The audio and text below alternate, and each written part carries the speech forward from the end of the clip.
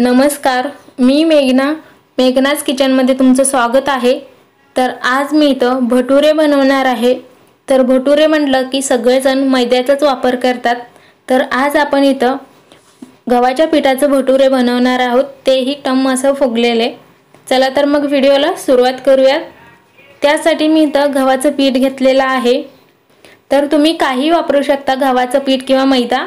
तर आज मी तुम्हाला इथं गव्हाच्या पिठाचं भटुरे बनवून दाखवणार आहे।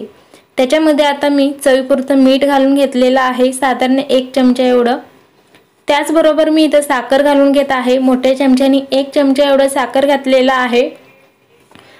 त्याचबरोबर इथं 1-2 चमचे एवढं किंवा पाव वाटी इथं रवा घालायचा आहे, म्हणजेच आपले भटुरे आहे ते छान असं कुरकुरीत होतील आणि खूप वेळ होईपर्यंत हे असं टम्म फुगलेले राहतील। त्याचबरोबर इथं दही घालून घ्यायचं आहे। दह्याचं प्रमाण तुम्ही कमी जास्त करू शकता। तर मी इथं 1 अर्धी वाटी एवढं दह्याचा वापर केलेला आहे आणि त्याचबरोबर मी इथे सगळं मिक्स करून घेतलं आणि पाणी घालून मी इथं पीठ मळून घेत होते। तर तेव्हा मला लक्षात आलं नव्हतं की ह्याच्यामध्ये बेकिंग सोडा व बेकिंग पावडर ह्याच्यामध्ये घातलेलं नव्हतं। तर ते घातल्याशिवाय आपलं इथं भटुरे बनणारच नाहीत। तर नंतर आठवण झाल्यावर मी हे घालून घेणार आहे।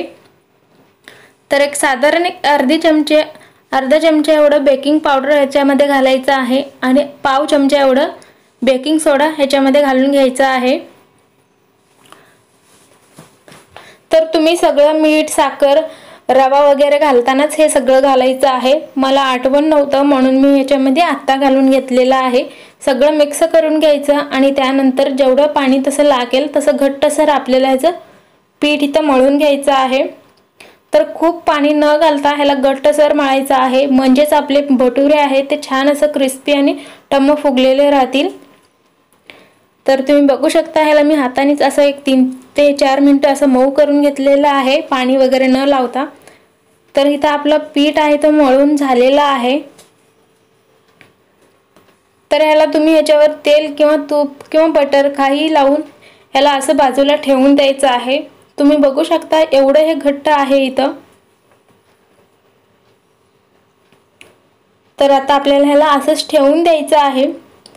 15 ते 20 मिनिटासाठी ठेवलात तरी चालेल किंवा जास्त वेळ असेल तुमच्याकडे तर जास्त वेळ ठेवलात तरी चालेल। तर आता ताट झाकून ह्याला बाजूला ठेवून देऊयात।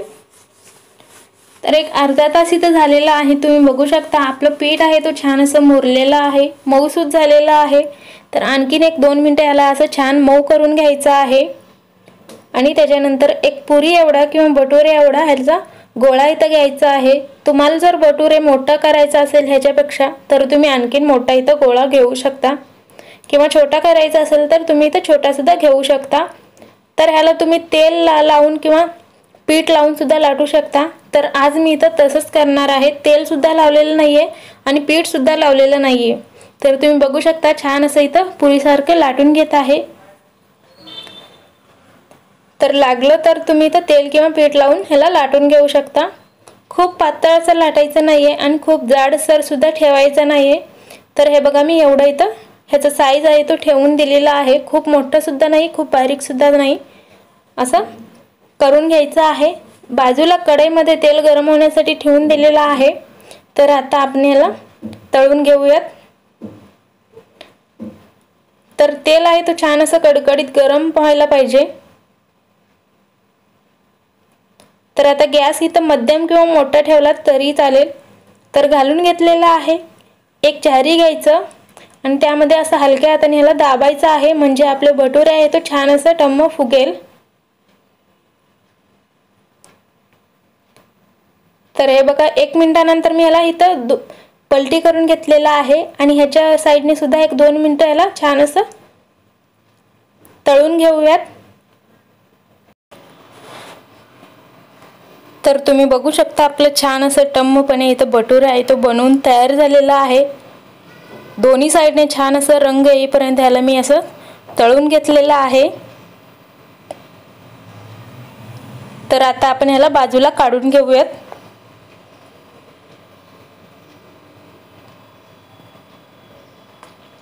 तर असेच करून मी इथं सगळे भटुरे आहेत तो करून घेणार आहे। तर सगळे मी पहिलं इथं लाटून घेणार आणि त्यानंतर एक एक करून मी इथं तळून घेणार आहे, म्हणजे भटुरे तयार करून घेणार आहे। तर तुम्ही सुद्धा घरात एकदा गव्हाच्या पिठाचे भटुरे नक्की करून बघा।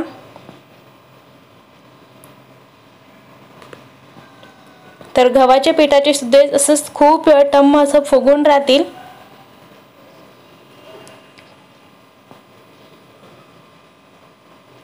तर हे तुम्ही कोणत्याही भाजीसोबत खाऊ शकता किंवा छोले सोबत सुद्धा हे खूप छान लागणार आहे।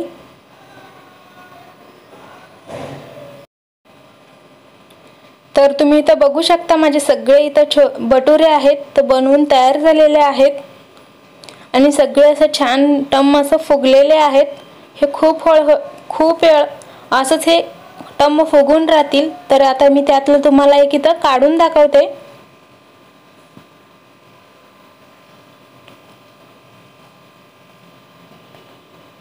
तर हे बघा आतमध्ये सुद्धा खूप छान असं हे तळलं गेलेलं आहे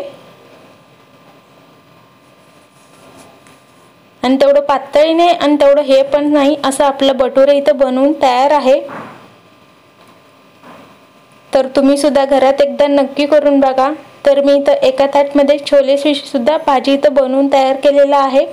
तर ह्याच्या सोबत मी इथं छोलेची भाजी आणि भटुरे सोबत हे खाणार आहे। तर तुम्हाला माझा आजचा व्हिडिओ आवडला तर लाईक, शेअर, सबस्क्राइब करा। पुन्हा भेटूया पुढच्या व्हिडिओमध्ये। तोपर्यंत बाय बाय।